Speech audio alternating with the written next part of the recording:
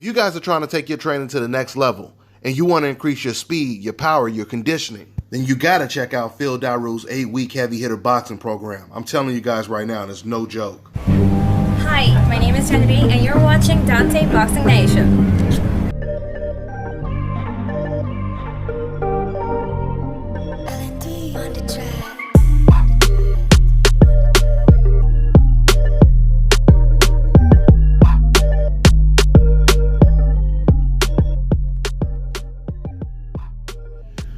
Dante's Boxing Nation, what's going on, guys? So Lomachenko, he gets a unanimous decision win over Luke Campbell, knocking him down in the 11th round. Now, surprisingly, Luke Campbell did make the fight competitive in the first 7 rounds, but after that, Lomachenko, he took over and started to dominate Luke Campbell with combinations upstairs and downstairs to eventually get the unanimous decision. So now the question is, where does Lomachenko go from here? I mean, there's not too many fights for him at lightweight. It's unfortunate he couldn't get that Mikey Garcia fight, because that would have been the fight that would have really propelled Lomachenko's career if he could have beat Mikey Garcia, which there's no guarantee. But now, since Mikey Garcia moved up to welterweight and he doesn't know if he's going to be fighting at 140 or 147, that leaves Lomachenko without anyone to face.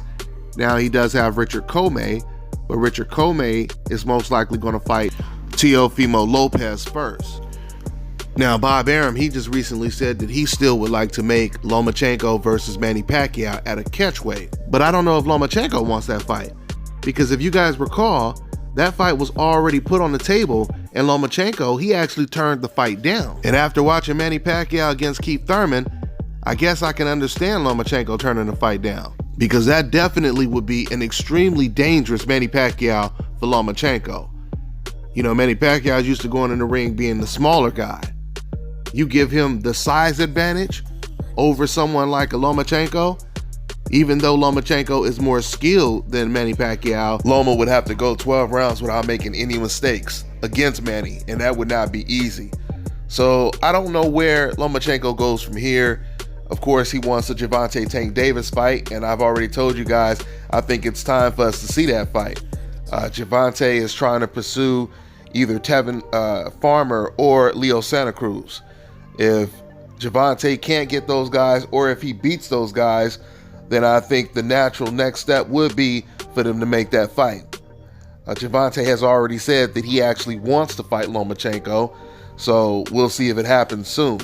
But if Lomachenko can't get any of these guys that I just mentioned, then his career is stuck in neutral if he's just going to continue to fight the Luke Campbells.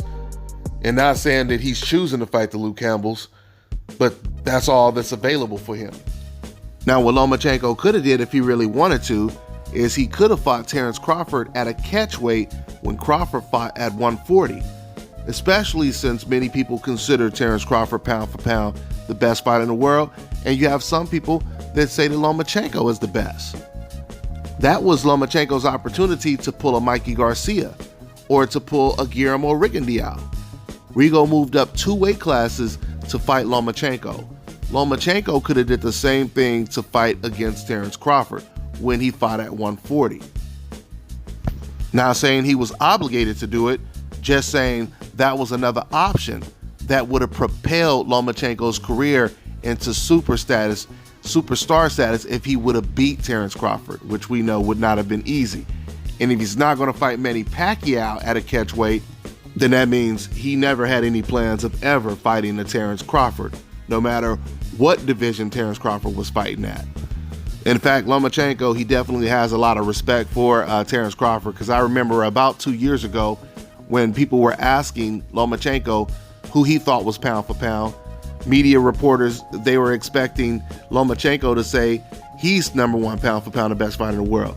But he actually said he thought that Terrence Crawford was the best fighter in the world pound for pound.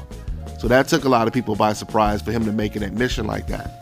But now Lomachenko, he's saying that he believes that he's #1, the best fighter in the world.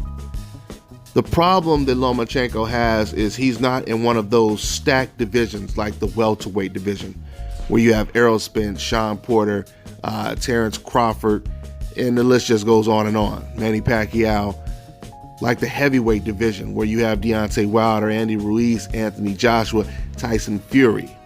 Loma doesn't have any of these type of dance partners at 135. But at the same time, Loma still has one of the best resumes. Once again, he's beat Guillermo Rigondeaux, Gary Russell Jr., Nicholas Walters. That's very impressive. Very impressive. I'll close out with saying this. I think it's pretty ironic that while Lomachenko actually turned down the Manny Pacquiao fight, you had Gervonta Tank Davis that was calling Manny Pacquiao out after he beat Adrian Broner. And this is a Gervonta that's fighting at a lower weight class than Lomachenko. So I thought that was pretty interesting. But once again, we'll see where Lomachenko goes from here. I'm gonna wrap this video up. That's all I got for now, guys. I'm on to the next one.